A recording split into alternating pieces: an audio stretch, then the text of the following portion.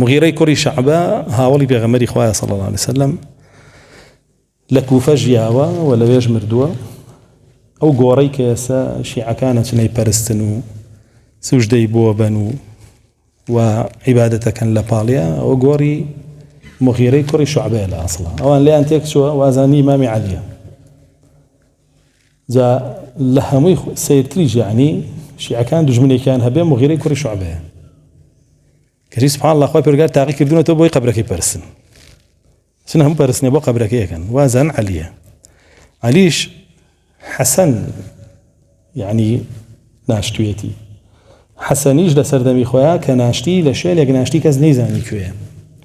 ئەو کەسانەشی لەگەڵ خۆی بردبوونی بۆ ناشنەکەی پەیمانی لێ وەرگرتن بە کەس نەڵێن لەکوێیە، چونکە ئەترسان بگاتەوە دەمی خەواریج و خەواریج بڕۆن گۆڕەکەی هەڵبەنەوە و دواتر جەستەکەی سوکایەتی پێ بکەن. خەواریج پیس بوون، قەومێکی پیس بوون، هەموو شتێکیان کردووە.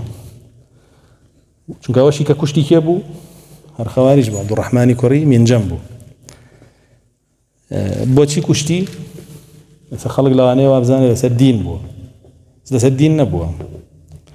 ئافرەتێک بووە نازانم ناوی قەتیە بووە، نازانم ناوی قەتیە بووە، شتێکی لەو بابەتە. عەبدوڕەحمانی کوڕی مینجەم حەزی لێی بووە، کەپڵی بووە.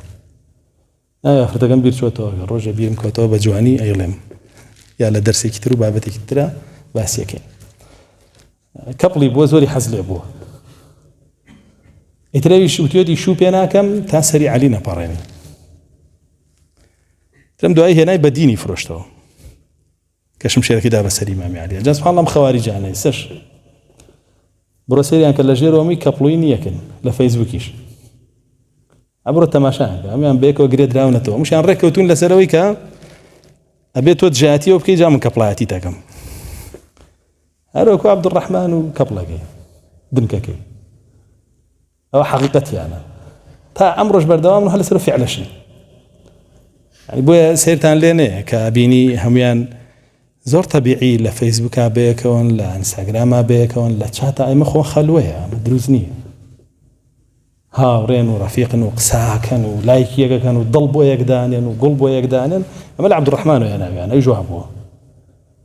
جا دوایی هاتەوە فرۆشتیەوە بە دین. بە عەلی کوڕی ئەبوو تاڵیبی وت ئەو شمشێرە 40 ڕۆژە من تیژی یەکەمەوە زەهراوی یەکەمەوە دوعاکەم بوو خراپترین بوونەوەری خوای پێ بکوژمەوە تۆم پێکوشت. عەلی کوڕی ئەبوو تاڵیب کە شمشێرەکەی دا بەسەریان نەمرد بە عەینن دەقە. ئەوە بووتی کە گرتیان وتی کێیە؟ وتیان فڵانە کەسە. وتی سوپاسی خواکەم کە لەسەر دەسی مسلمانێکی ئەهلی حەقا تووشی ئەمە نەبووم. وتیان چی لێکەین؟ وتیان شمشێرێکی یاوە، وتی شمشێرێکی داوە بە سەرمە، بەکوێی سەرمیاداوە بیدەنەوە پیایە،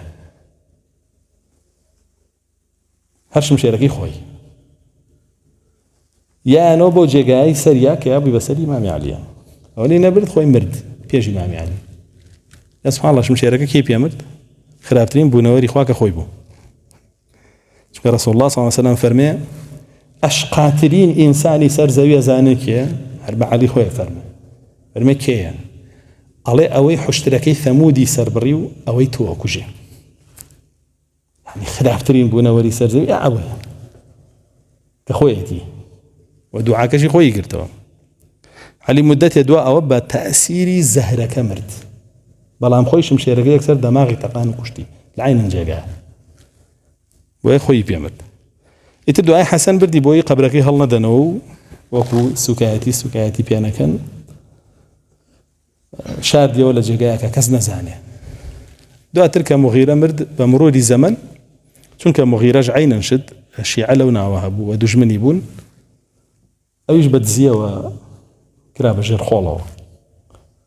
ئیتر کە کرا بە ژێر خۆڵەوە و شیعەکان پێیان زانی و قەبرێکە و لەویا هەیە، وتیان حەتمەن ئەمە عەلیە. ئیتر ئێستا ئەویان بەسەرەوە دروست کردووە کە دروستیان کردووەی پەرستن و کە دوژمنیشیانە لای خۆی، کە خۆیان لە هەموو باسکردنێکیانە کە باسی سەحابەکان زۆریان ڕق لە مغیرەی کوڕی شوعبە قسەشی زۆر پێڵێن کە مغیرەی کوڕی شوعبەیەکێ بووە لە هەرە عاقڵەکانی سەحابە. ابن مسعود فەرمێ ئێمە وامان ئەبینی هەر گێرە و کێشەیەک ڕوو بکاتە سەحابە مغیرە حەلی نەکا بە کەس حەل نابێ. ئەو هاوڵەی پێغەمبەری خوا صلی الله عليه وسلم کە لە دەرسەکانی ڕابردووشا باسی مان کرد.